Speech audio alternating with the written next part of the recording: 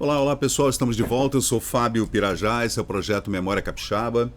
Estamos juntos aqui mais uma vez, sempre fazendo pesquisa sobre a história do Espírito Santo. Eu vou trazer para vocês hoje mais um relato, incrível relato, sobre a navegação pelo Rio Doce, especialmente no início do século XIX.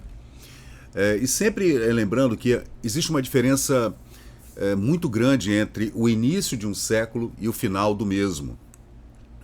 Gente, as diferenças são enormes, né? Porque 100 anos, em 100 anos acontece muita coisa, né? A gente pode analisar, por exemplo, 1900 e 1999, né? Você vê uma diferença incrível, né? Imagine 1800 a 1899, né? Em 1800 a gente ainda vivia tráfigo negreiro, a gente ainda vivia escravidão, a gente ainda vivia no Brasil colônia, a família real portuguesa ainda não havia estabelecido a cabeça do reino aqui no Brasil, no Rio de Janeiro. Napoleão Bonaparte ainda não havia chegado a imperador da França e de quase toda a Europa. Então, 1899, o Brasil já era república, já tínhamos uma Constituição republicana, já tínhamos energia elétrica. Veja, existe uma diferença enorme entre o início de um século e o final dele. Então a gente tem que entender, isso vai acontecer agora, né? Ano 2000 até 2100, gente, imagina, né? A gente já está em 2020, quase 2025, né? E imagina, né? As diferenças que eu, por exemplo, não verei, mas que o ser humano verá ao final do século 21, em 2099, por exemplo, né? Então, voltando, a gente vê aí uma gravura de uma das incríveis expedições que aconteceram pelo Rio Doce, nessa época em que o Brasil ainda estava sendo desbravado por entradas e bandeiras, os bandeirantes, os paulistas, né, que adentraram para o oeste, dentro de toda aquela mata atlântica, do Cerrado, da Amazônia, passando por Rio de Janeiro, Minas Gerais, São Paulo, pelo Paraná, Santa Catarina, até Goiás, passando também pelo Espírito Santo. E todas essas entradas e bandeiras eram, claro, organizadas pelo chefe do reino, né?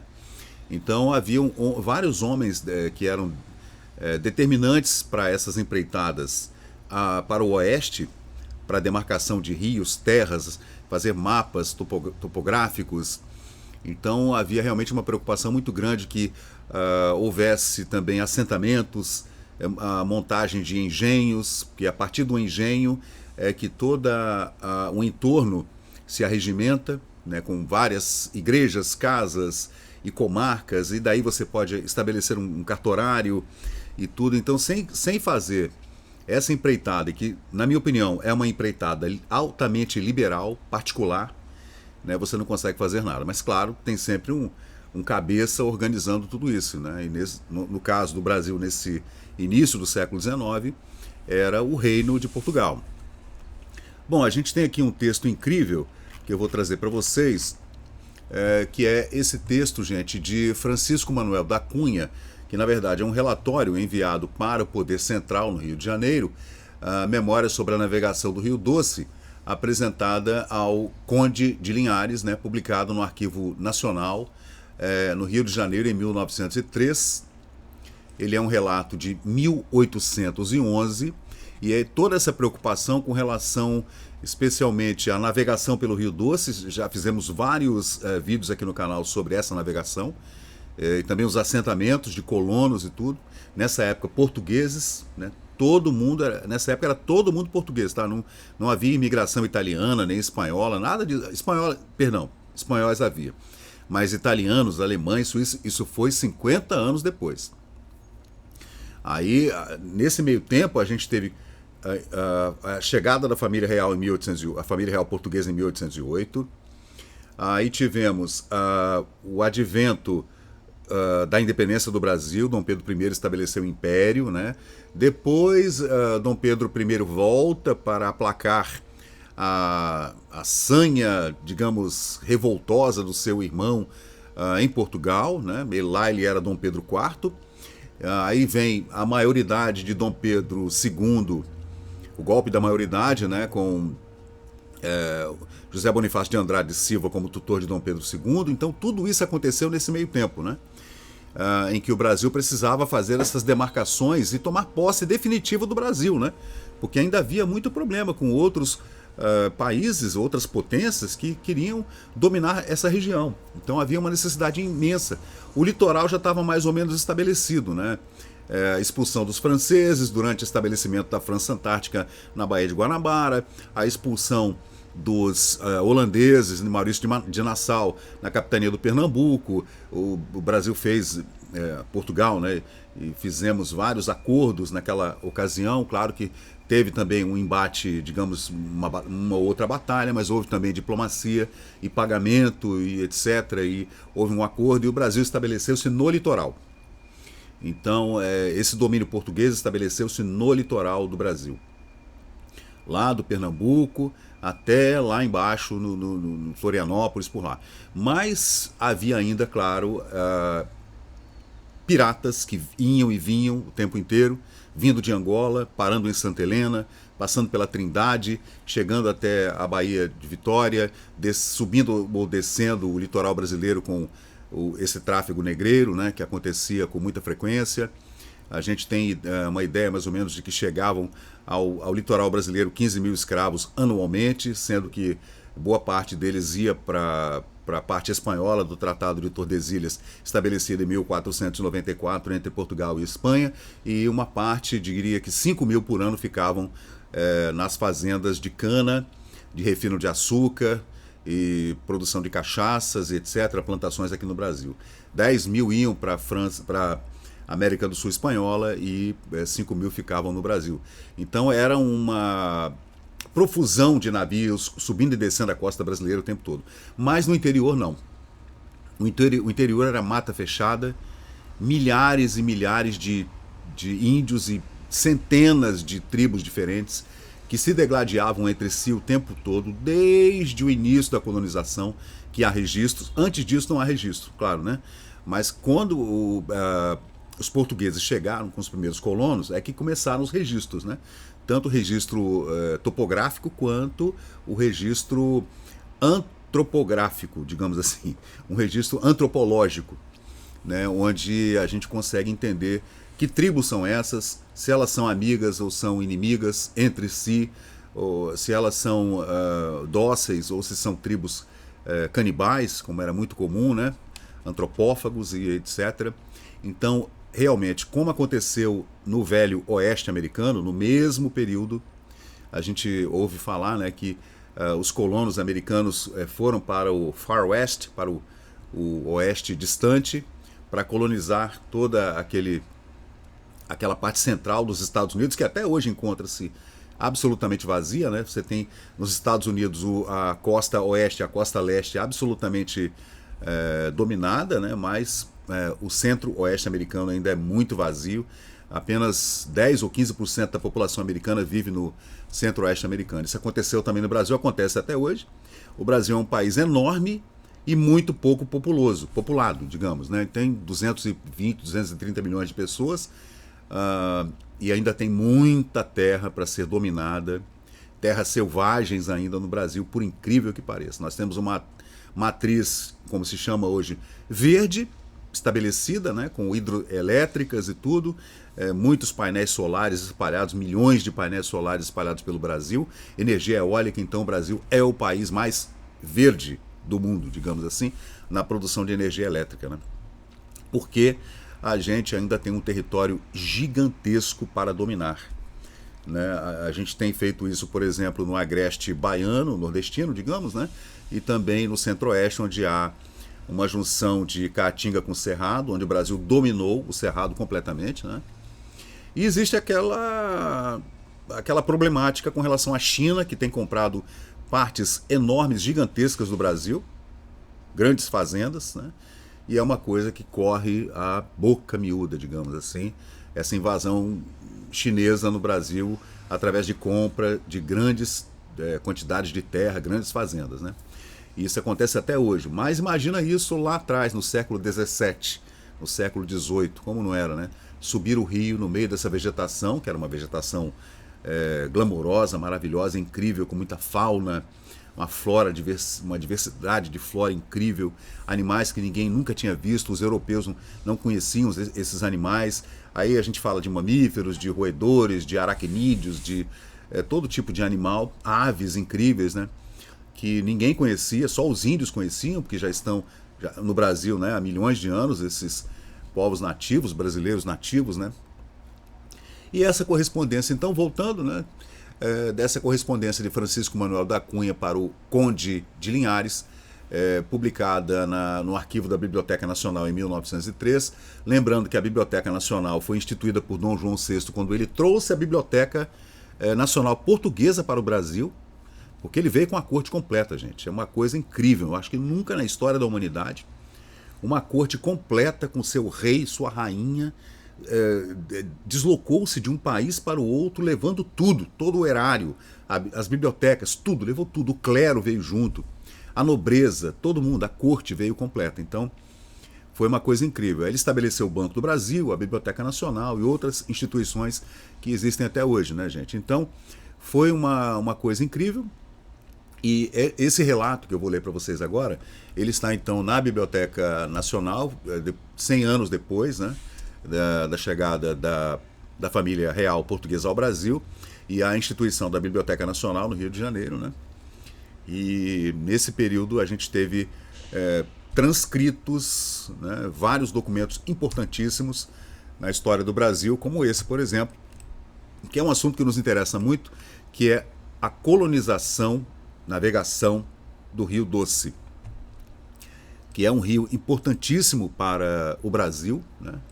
Nós poderíamos chamá-lo de São Francisco de Minas e Espírito Santo, né?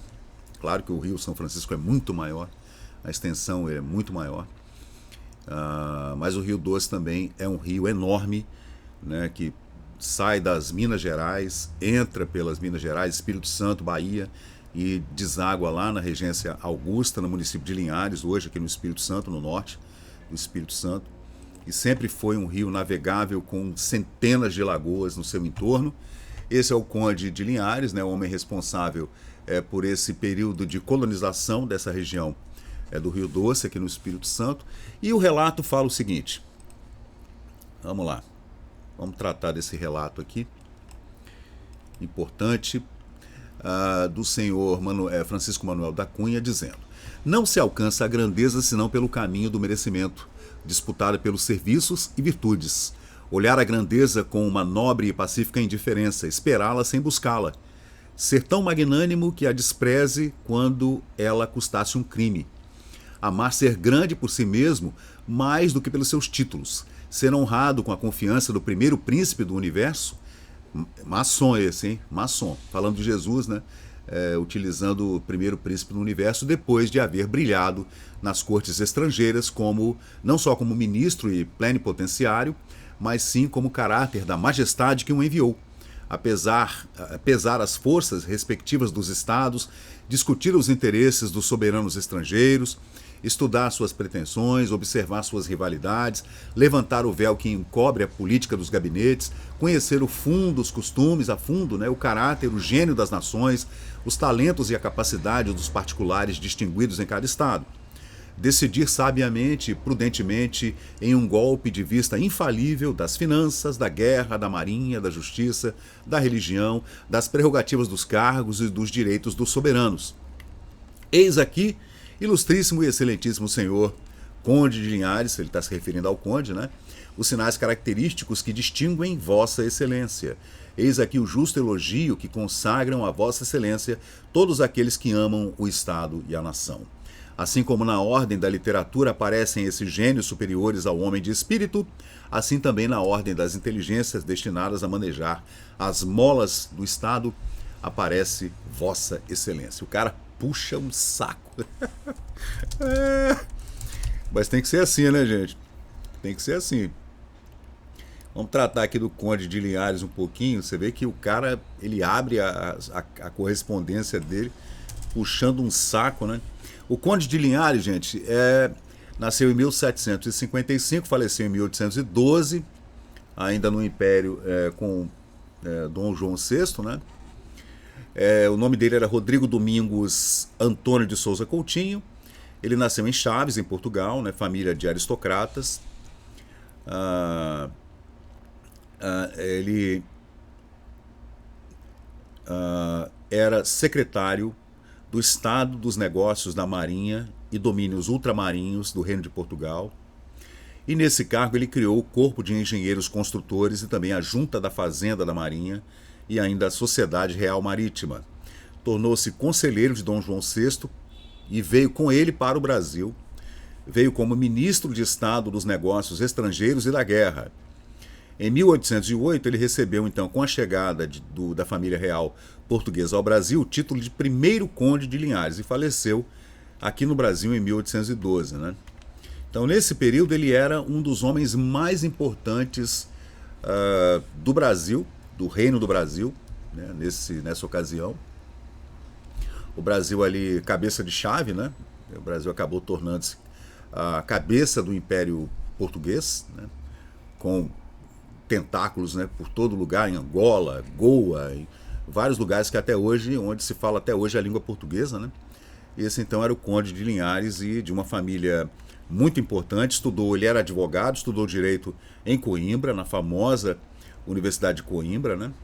Era diplomata também, formado em Turim, né? na Itália. E esse era o homem. Esse foi o homem para o qual Francisco Manuel da Cunha estava escrevendo o texto que eu estava lendo para vocês agora, né? Deu aquela puxada, né, de saco. Debaixo destas vistas, das vistas do Conde de Linhares, certifico pela experiência nesses princípios, permita-me, Vossa Excelência, a honra de patentear os meus sentimentos, e estou tão satisfeito e cheio de mim que, sem atropelar os deveres da minha vassalagem, deixo-me unicamente conduzir pela alegria que tenho de falar submissamente a Vossa Excelência por meio desta memória. O Brasil necessitava de um mecenas e Vossa Excelência lá mesmo na Europa lançou suas vistas favoráveis sobre ele. O rio Amazonas, aí começa a falar realmente o que interessa, né? O rio Amazonas, o rio São Francisco e o rio Paraíba do Norte, o Paraíba do Sul, e outros já vinham rolar sobre suas águas ricas produções deste continente. Então, nesses rios já havia produção. Só o Rio Doce que não. Estava esquecido e sepultado no meio das tribos Botocuda e Manachó, e ambicioso de equilibrar-se entre esses canais que aumentam a celebridade dos estados, ele clamava, né, pedindo um protetor. Quem chamava? O Rio Doce. Então você vê que para o Francisco Manuel o Rio Doce não estava protegido, senão tivesse sobre ele as mãos do Império Português, porque os índios, né, da região não estavam cuidando do rio. Botocudos e Manachós. Então você vê como é que a visão, né, histórica da coisa, né?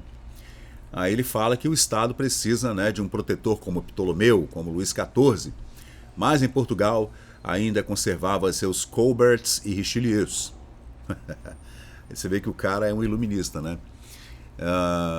Vossa Excelência ouviu seus clamores e, dominado pelo amor e pelo engrandecimento da nação e do Estado, enviou o capitão de fragata, o senhor Antônio Pires da Silva Pontes, para o governo da capitania do Espírito Santo, no distrito onde o Rio Doce forma o seu leito, encarregado de investigar todos os segredos que a fértil natureza ali encobria. Então havia um mistério sobre o Rio Doce, né, gente? Todo aquele rio caudaloso, muito grande, com aquelas florestas enormes em volta, no seu entorno, e também com todas aquelas lagoas incríveis, com muitos peixes, muita diversidade de animais e plantas e ervas e tudo, com aquelas tribos indígenas todas no entorno do rio, aquelas ilhas todas fluviais, né? Era um mistério o Rio Doce, um mistério. Poucos se aventuraram por ele, poucos, porque era perigoso, era muito perigoso.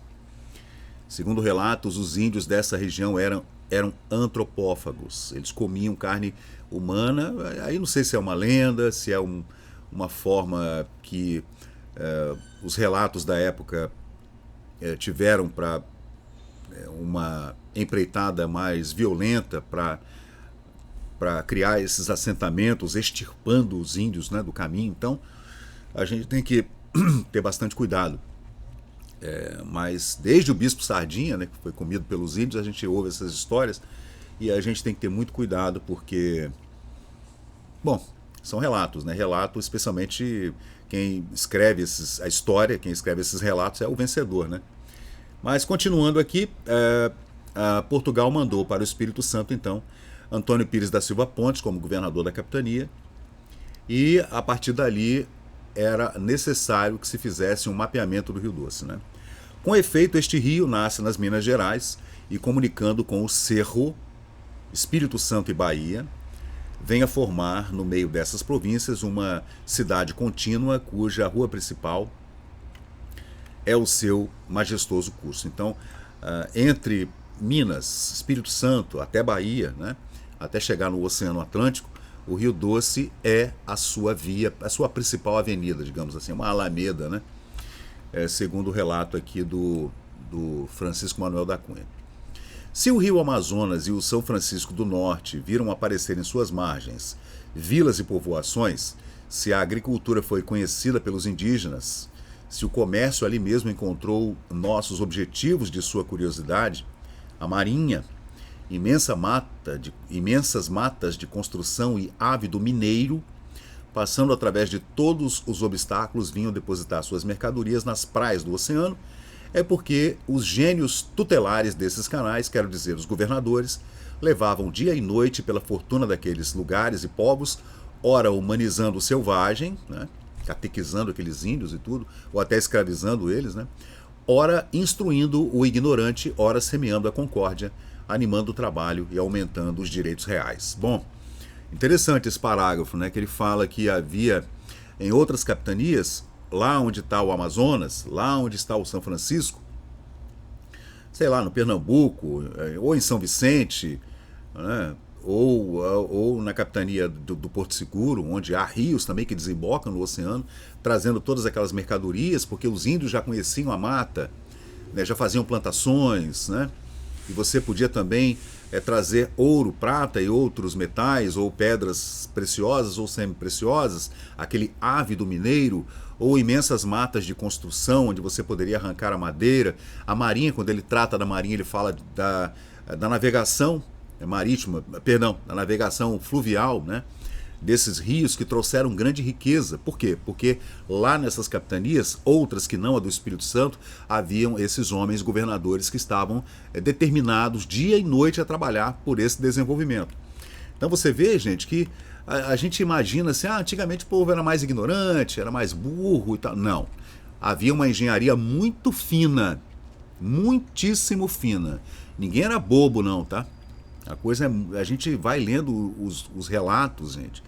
É incrível a inteligência desses homens. Incrível. Na questão do mapeamento topográfico, orográfico, na questão do conhecimento da mata, da ciência envolvida, de biologia, de antropologia, o pessoal era mega inteligente. Não havia ninguém bobo aí né, nessa questão. Aí está o texto. Maravilhoso o texto, hein? Aí ele fala do Amazonas e tal, tá faltando ao Espírito Santo tomar conta do Rio Doce, do seu entorno, desde as Minas Gerais até a Regência Augusta, de forma que se possa extrair dele, das suas margens, das suas matas e tudo, todo esse potencial, todo esse ouro, né, digamos assim. A conduta tem imortalizado em nossos dias o excelentíssimo general que foi de Goiás e hoje de Minas Gerais, nas célebres expedições de Tocantins, Santa Rita e Santa Luzia. Então, ele faz aí alusão também a outros generais que ele fala que podem ser comandantes ou governadores, ele trata como generais, aqueles homens que vieram, né, colonizaram as outras capitanias e fizeram dos seus rios navegáveis um caminho de escoamento da produção, né? Nessa época que, claro, que era uma produção muito pequena, né? A gente só viu a produção aumentar muito com o passar dos anos depois da vinda da família real e depois da independência do Brasil por conta daqueles impostos caríssimos que Portugal cobrava, né? As cortes portuguesas, né? O Rio Doce, ilustríssimo e excelentíssimo senhor, não teve a glória de observar em si os aumentos já reproduzidos nos outros rios, contudo, ele foi testemunha do incansável zelo do primeiro governador enviado para examinar e promover as vantagens, né? Para realmente colocar o Rio Doce no mapa do Brasil, né? Os quartéis e destacamentos foram estabelecidos, portanto havia realmente quartéis, né, com fortins, das Minas Gerais até a Regência Augusta, né? A navegação foi iniciada e os habitantes de Minas Gerais se comunicaram pela primeira vez com os capitanienses por meio das correntes do Rio Doce, mas infelizmente o Rio perdeu este zeloso aio, vindo a suceder-lhe o atual governador Manuel Vieira de Albuquerque Tovar, que, devendo em tudo seguir os passos do seu antecessor, não aparece uma só coisa demais lá nas belas planícies daquele terreno, porque os quartéis da Regência Augusta, de Contins, hoje Linhares, e do Porto de Souza, fundados pelo imortal governador Pontes, são os mesmos que existem até hoje. Portanto, desde a época em que Manuel Vieira de Albuquerque Tovar era o governador da província, onde foram estabelecidos esses quartéis e essas comunidades, nessas vilas todas, até o momento em que foi enviado para a província do Espírito Santo o senhor Antônio Pires da Silva Pontes como governador da província, nada mais havia acontecido. Meio que aquelas empreitadas pelo Rio Doce pararam por algumas décadas, né? Então ele faz essa reclamação aqui. E se executarmos João Felipe... Não, e se excetuarmos, se tirarmos da equação João Felipe de Almeida Calmon, afazendado antes na vila do Benevente, onde ainda conserva seu estabelecimento, lá em Anchieta, né? E hoje transplantado em Linhares, com alguns escravos desde 1809, não se vê ali outro lavrador capaz de adiantar a agricultura. Então, foi através da vinda do senhor João Felipe de Almeida Calmon, que saiu do Benevente, lá do Iriritiba, lá de Anchieta, lá depois de Guarapari, né? Ele saiu de lá e veio transplantado para Linhares, lá para o Rio Doce, e com ele veio uma quantidade enorme de escravos, estabeleceram-se lá uma fazenda, né, uma indústria, digamos assim. Ninguém mais havia feito coisa alguma naquela região. Lembrando que durante o período em que foi governador da província o senhor Albuquerque Tovar, esse transplante que ele fala de pessoas, de fazendeiros com seus escravos, de um lugar para o outro, era uma coisa meio que imposta, você tinha que ir. Então houve muito problema político nessa época, porque o governador da província ele tinha poder de polícia, né? Poder de exército. Ele deslocava, mandava uma carta deslocando o fazendeiro com suas fazendas para outro lugar, o cara tinha que ir. Mesmo a contragosto, era uma coisa, né, perigosa. Você não podia dizer que não vou. O governador está mandando, né? Ele é um homem do rei do Brasil, do imperador, do príncipe regente, digamos, né? Dom João VI nas terras ali. Então ele tem que obedecer aquela ordem. É terrível, né? Imagina, você ter que sair da sua casa, onde você está estabelecido já há muitas décadas, né?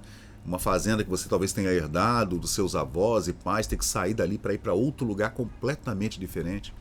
E foi isso que aconteceu com João Felipe de Almeida Calmon, que é elogiado aqui pelo Francisco Manuel da Cunha por sua empreitada lá em Linhares, né, em 1809. Bom, sucedendo o mesmo no destacamento da Regência Augusta, onde se acha Joaquim de Queiroz, há 3 meses, mais ou menos, que por ali foi estabelecer-se, deixando seu antigo domicílio no termo da Vila de Vitória. Então, esse senhor Joaquim de Queiroz também saiu de Vitória e foi estabelecer-se lá na Regência Augusta. Tudo isso, gente, para tomar conta do Rio Doce. Porque o Rio Doce estava completamente abandonado. Era aquela briga entre aquelas tribos indígenas no entorno, né, botocudos, manaxós, etc.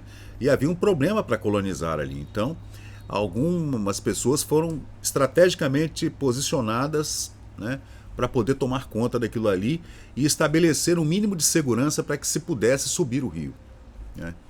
Então, vamos lá.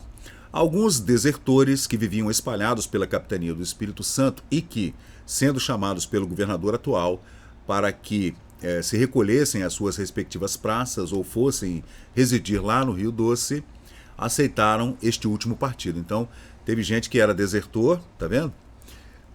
E acabou aceitando. Ou voltava e ia ser punido de alguma forma, ou ia para o Rio Doce, ou opa, eu vou para o Rio Doce, para não ter problema com o governador da província, né? Mas de nada podem servir esses homens, esses degredados, digamos, esses desertores, né? Homens que talvez estivessem cumprindo algum tipo de pena, pecuniária talvez, né?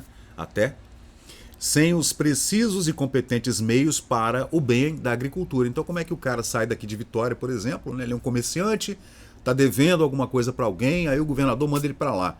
Mas ele vai para lá fazer o quê, né?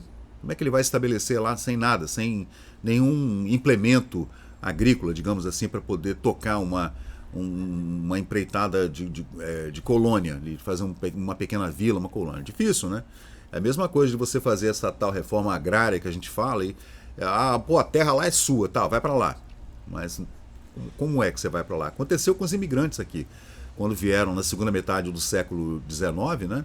Que subiram a serra, foram lá para Santas Maria, Santa Leopoldina, Santa Teresa, e foram colocados lá à sua própria sorte, né? Então isso aconteceu também 50, 60 anos antes, aqui como a gente vê no início do século XIX, né?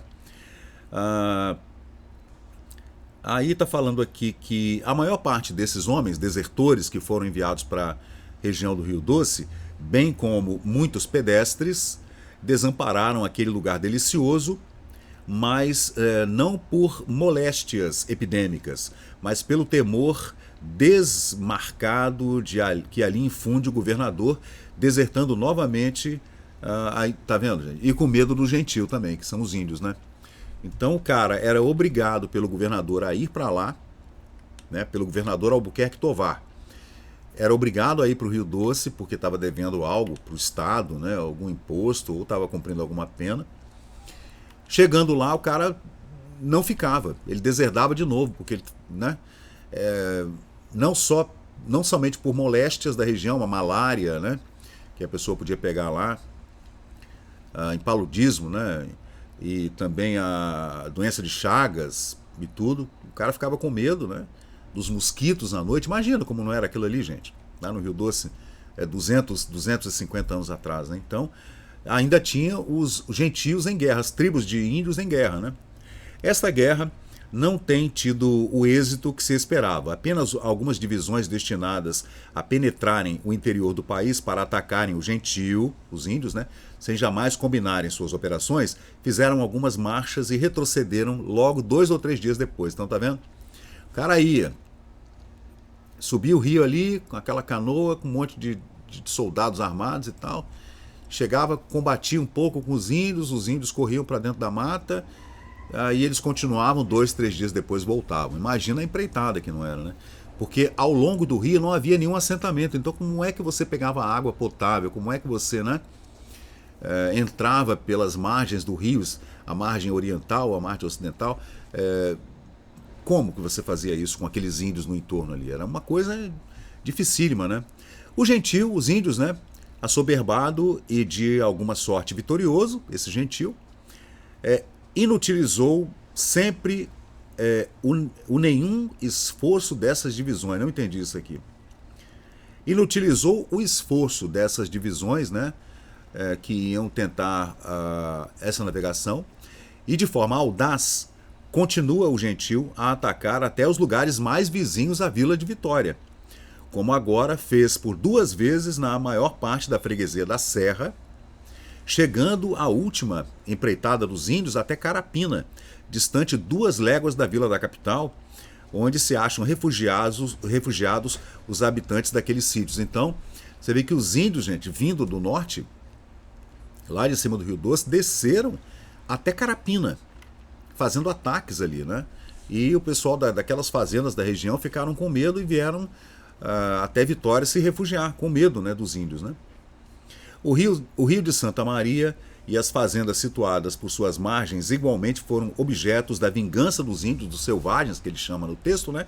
sendo vítimas algumas pessoas, entre as quais foi atacada, ainda mesmo viva, uma mulher e depois devorada pela ferocidade daqueles antropófagos. Então, gente, você vê, né? Havia essa mística de que os índios eles dominavam outras tribos, né, de índios ou o homem branco nessa região, né, até Carapina, e depois comiam os inimigos, né. Ilustríssimo e excelentíssimo senhor, é de admirar que só houvessem pequenas providências na ocasião em que o inimigo veio atacar as cercanias da Vila da Vitória, retirando-se logo depois a gente que marchou contra ele, providências que não se deram na primeira catástrofe da Serra, que aconteceu em Carapina. Depois a gente vai investigar melhor essa história desse ataque indígena que aconteceu aqui na Serra até em Carapina. Incrível essa história, né? Essa é uma carta, então, gente, um relatório, né, do Francisco Manuel da Cunha para o Conde de Linhares, datada de 1811, para o senhor Rodrigo Domingos Antônio de Souza Coutinho, que era um homem do gabinete real de Dom João VI, né? Era uma sumidade dentro do gabinete real de Dom João VI, um homem que realmente tinha poderes muito grandes. Ele era secretário de Estado de Negócios da Marinha e dos domínios ultramarinos, né? Então, era um homem que realmente tinha muito poder, né? Aí continua dizendo aqui, é de que servem as estradas recentemente abertas com detrimento dos povos de alguns lugares do sertão, chamadas pelo governador de intermédias, essas estradas, e com as despesas da Fazenda Real. Foi o meio mais pronto e eficaz para que o gentio facilmente fizesse suas invasões, mostrando-lhes como, com o dedo do trilho, que serviam, como deveriam seguir. Então, você vê que o governo da Capitania do Espírito Santo abriu estradas que foram usadas pelos próprios índios para atacar depois a Vila da Serra e a Vila de Vitória, você vê, né? E isso a gente imagina que um ataque à Vila de Vitória aconteceu lá em 1550, né? Numa batalha aqui da Praça 8, que os índios foram derrotados e tudo. Isso acontecia 250 anos depois, continuava acontecendo, né? Então os índios realmente não, algumas tribos não se adaptaram a essa nova realidade de portugueses aqui no Espírito Santo, né? Esta verdade prova-se pelo que sucedeu no Piraquê Mirim, né, lá em Santa Cruz, né, onde foram devorados alguns índios que ali residiam e lavravam a terra, logo que nesse lugar se abriu há 2 anos uma das ditas estradas. Depois que abriu a estrada em Santa Cruz, tribos indígenas se degladiaram ali naquela região de Aracruz, no Piraquê-Açu e Piraquê-Mirim. O Piraquê-Açu ele deságua no Oceano Atlântico, o Piraquê-Mirim é mais acima, né? É lá onde moravam os índios. Eles foram devorados por outra tribo, que veio do Rio Doce. Talvez uma tribo de botocudos, né? Prova-se ainda mais esta verdade pela conduta de um chefe das divisões chamado Miguel da Silva, índio dessa nação, que marchando pelo interior do sertão e devendo sair de fronte de Linhares ao sul do Rio Doce, tendo ao mesmo tempo ordem de abrir uma das ditas estradas pelas cabeceiras da Lagoa do Campo, foi atacado em sua retaguarda pelo gentil, cujo ataque o incomodou durante toda a noite, obrigando o comandante, né, Miguel da Silva, que era índio também, a fazer fogo avulso, o que antes não acontecia. Então, gente, você vê, né, eram pequenas batalhas entre léguas, né? Então você tomava 2, 3, 5 léguas, aí assentava e depois tinha outra batalha para seguir, né? Terrível, né? Aí, gente, a carta continua, ela é bastante longa, tá acabando já? Acho que tá acabando, né? Vamos continuar? Tem 40 minutos de texto, mas é bem legal da gente analisar esse texto, né? Refletindo ainda, ilustríssimo e excelentíssimo senhor Conde de Linhares. Sobre o aumento da navegação daquele rio, Rio Doce, eu nada vejo. Então não houve aumento, né? Então o rio continuou assim, digamos, deserto. As embarcações que para ali navegam são unicamente aquelas que vão, por ordem do governador, conduzir por conta da Real Fazenda. Aí, ó. Olha a Receita Federal da época aí. as munições de boca para a tropa dos pedestres destacados nos 3 quartéis estabelecidos no Rio Doce, por ser tanta a desgraça e a inércia que nem farinha de mandioca há ali para a sustentação dos habitantes. Você vê, né? Então, alguns barcos, né, mandados lá pela Real Fazenda iam fazer suas verificações nesses 3 quartéis que havia no Rio Doce, e ali a população passava fome, né? A gente já fez vídeo no canal falando sobre isso, né? Não havia nem mandioca, nem a farinha para fazer o básico da alimentação daquelas pequeníssimas comunidades que havia nessa região, né? Recentemente, uma sumaca é um barco, né, gente, chamada Conceição, pertencente ao capitão-mor José Ribeiro Pinto, destinada a conduzir 500 alqueires de farinha, uma medida, né, gente? E também 342 arrobas de carne seca do Rio Grande, também um barril de pólvora e o chumbo correspondente. Tudo destinado para os quartéis do Rio Doce, que faziam a proteção, né, gente? Tanto alimentação quanto munição, né? Para a proteção dessa navegação para o sertão, até Minas Gerais. Essa sumaca naufragou ali mesmo, sem poder salvar-se coisa alguma, perecendo igualmente 5 pessoas que estavam conduzindo a sumaca, né? O que pouco antes já tinha sucedido com outra lancha. Olha o prejuízo. As margens do Rio Doce prometem as maiores vantagens, mas faltam-lhe os homens inteligentes para as promoverem. Essa falta é a causa de não haver ali nenhum engenho, quando eles são tão necessários, sendo o seu terreno mais próprio para as canas. A cana de açúcar, ali que fazia-se, né, a plantação da cana, a extração da cana, e depois no engenho fazia-se a cachaça, o açúcar refinado, entre outros materiais, né, que eram destinados a essas fábricas, digamos assim, né? E dali descia o Rio Doce para ser exportado. Mas, gente, você vê, 2 sumacas afundaram com essa quantidade enorme. Imagina o prejuízo desse homem, né? O capitão-mor José Ribeiro Pinto. Aí segue aqui. Os cursos das águas que da margem do rio se projetam até o oceano ainda não foram examinados. É certo, senhor, que o capitão de mar e guerra Antônio Pires da Silva Pontes, governador da província do Espírito Santo, foi mandado para observar e examinar a entrada da barra, lá na Regência Augusta, lá em Linhares, lá no farol de Linhares, lá onde o Rio Doce desemboca no Oceano Atlântico, né? Mas que nada se conseguiu porque as tempestades o embaraçaram, sem que de novo se tenha feito o exame. Então ele tentou examinar a foz do Rio Doce, não conseguiu, porque ali realmente o mar é uma barra muito aberta, a praia é muito longa, longuíssima. Então realmente o Antônio Pires da Silva Pontes teve dificuldade. Já fiz um canal aqui falando sobre um relatório desse Antônio Pires da Silva Pontes, também para o Conde de Linhares, né, falando sobre essa empreitada aí, que ele não conseguiu.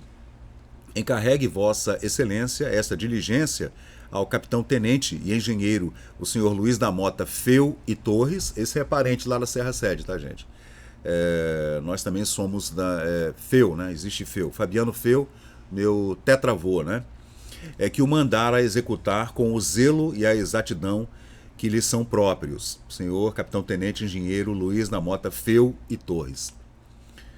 Aí segue aqui. Essa é uma correspondência, tá acabando já, um relatório sobre a navegação no Rio Doce, colonização, enfrentamento com as tribos Botocudos e Manaxós, né?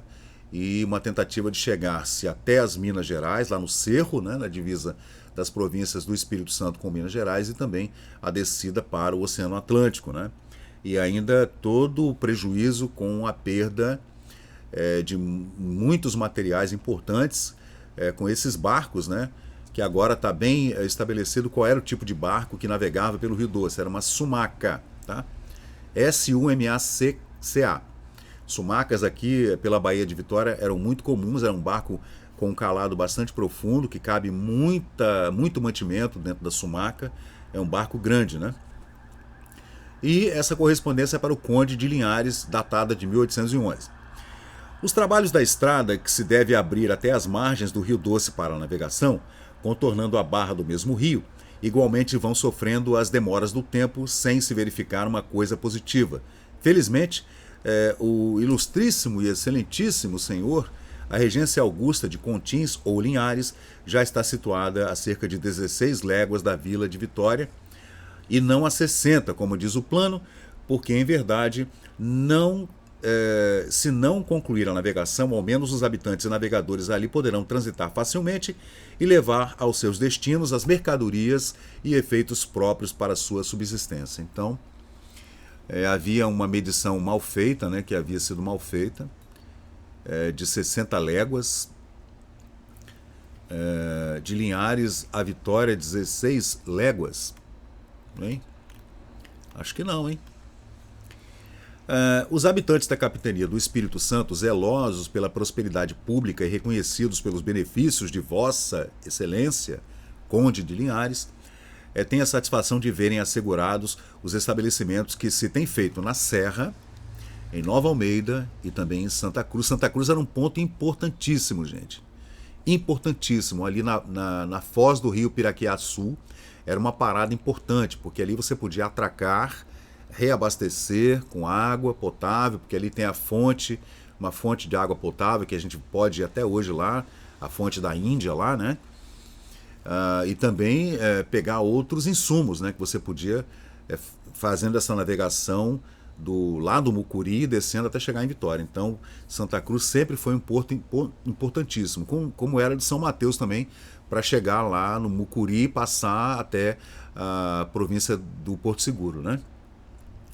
Aí ele continua dizendo que essas aldeias, né, digamos assim, na Serra, Nova Almeida e Santa Cruz, esses pequenos estabelecimentos, eles não podem ocultar sua justa indignação quando observam o perigo de sua ruína e a falta de atenção da maior parte das autoridades sobre o melhoramento da capitania.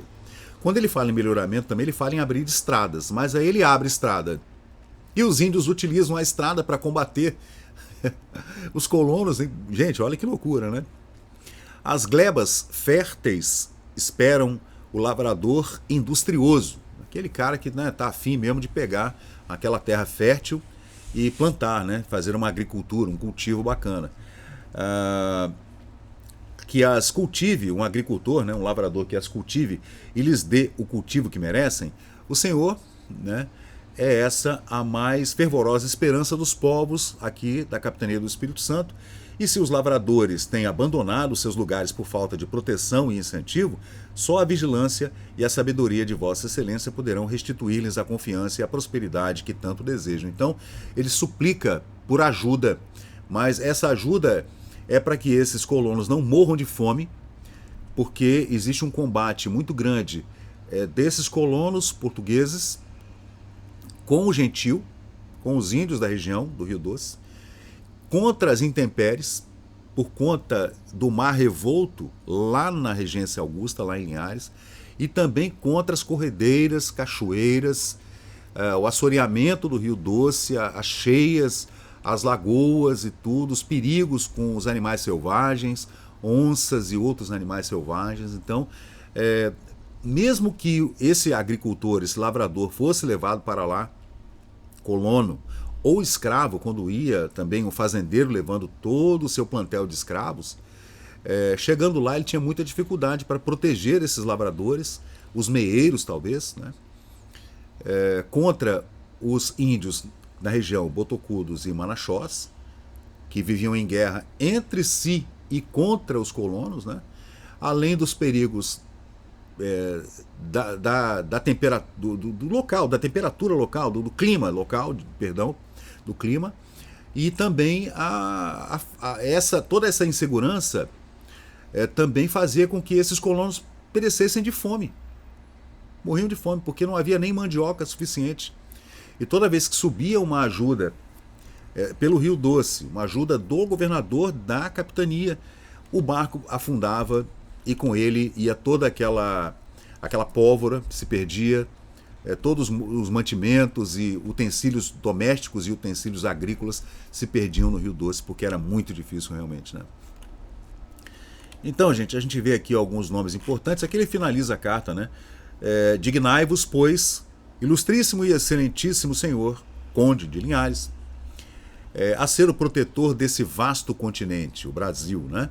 E vossos augustos desejos se realizarão em benefício dos vassalos, como ele se coloca, né? Francisco Manuel da Cunha, de sua magnânima e fidelíssima pessoa, do Estado e da nação, né? Aí ele coloca aqui o mais profundo respeito, vosso humilíssimo e fidelíssimo vassalo, assinado Francisco Manuel da Cunha, em correspondência ao Conde de Linhares, datada de 1811, para o senhor Rodrigo Domingos Antônio de Souza Coutinho, Conde de Linhares, título que ele recebeu com a chegada da família real ao Brasil, porque ele veio junto com o Dom João VI para cá, né? E era ele responsável por essa navegação pelos rios do Brasil para o Oriente, né? Perdão, para Oeste, né? E ele era secretário de Estado dos Negócios da Marinha e Domínios Ultramarinos, né? Então existem alguns personagens aqui que a gente pode relatar mais uma vez. Um deles eu vou pesquisar agora, porque ele está na minha árvore genealógica. É Luiz da Mota Feu e Torres. Também o capitão de mar e guerra Antônio Pires da Silva Pontes, que foi também governador da província. O capitão-mor José Ribeiro Pinto, que era um homem da navegação, que colocava à disposição do Brasil, né, da navegação ali as suas sumacas, né? Era um homem da empreitada mesmo. Também a gente pode relacionar aqui Miguel da Silva, que era chefe de divisão, também era índio de uma dessas nações que protegia o Rio Doce, especialmente na região sul do Rio Doce, em Linhares, ali perto da Lagoa do Campo. Deixa eu ver quem mais a gente pode citar aqui.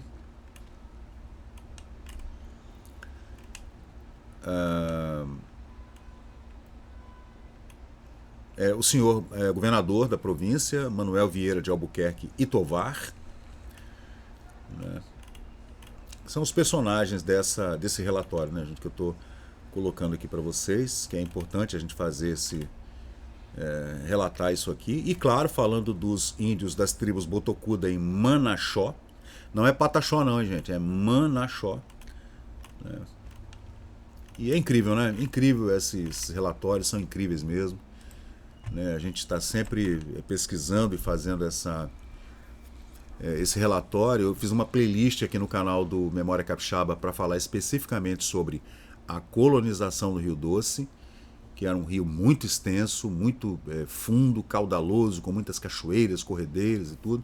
E foi muito difícil mesmo fazer essa colonização por conta de tudo que eu já falei, né? E mais precisamente por conta dessas pequenas batalhas com tribos indígenas da região do Rio Doce nessa época, né?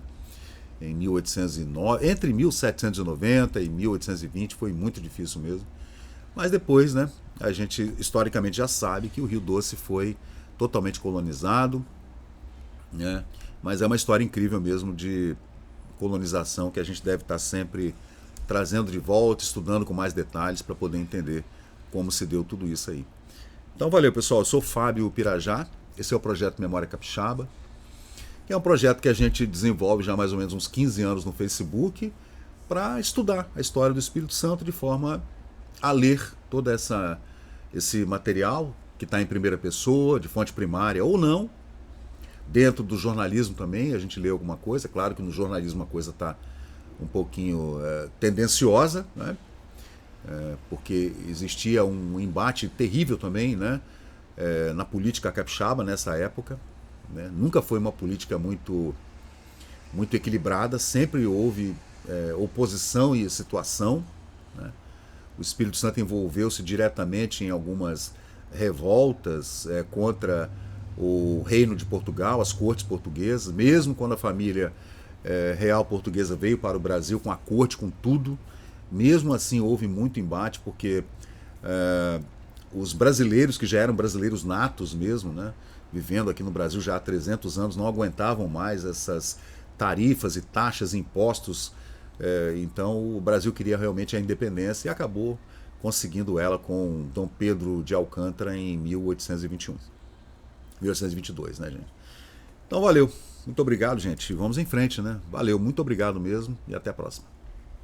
E chegamos ao final de mais um vídeo aqui do Memória Capixaba. E se você curtiu o conteúdo, por favor, deixe seu like, compartilhe aqui o nosso canal e inscreva-se para mais novidades. Até a próxima e muito obrigado por participar aqui do Memória Capixaba.